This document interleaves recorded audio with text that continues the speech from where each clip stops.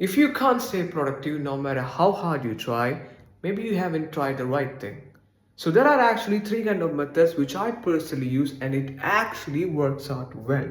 So if you're a kind of person where your daily work actually depends upon your laptop, what you have to do is rather than using all this kind of same things in the same profile, you have to create a separate profile.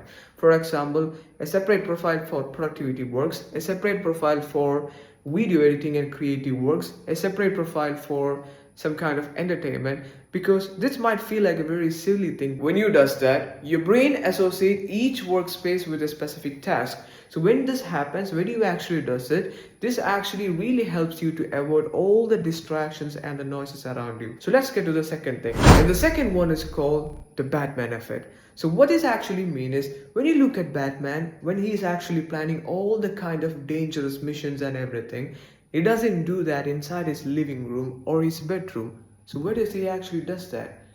Inside the Batcave. So just like that, I want you two guys to separate your living life from your work life.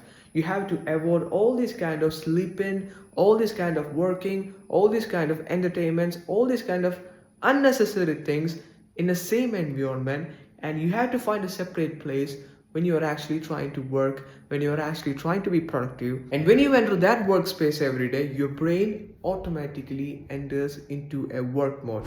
And the last and the final one is called the first 4 hours rule. So what does I actually mean by this? So the first 4 hour rule is like before you go to the sleep, you have to write all the kind of important things that you're actually planning to do tomorrow the moment you wake up. And the moment you wake up tomorrow, you're not supposed to scroll, you're not supposed to use the social media. You have to straight get into the 4 hour task. The first 4 hours of your day should be the most important time, the most important time you actually kept to do the most important task. It should be something like even if you are not able to finish rest of the task that day, it actually doesn't matter because you completed the most important task on the first 4 hours of the day.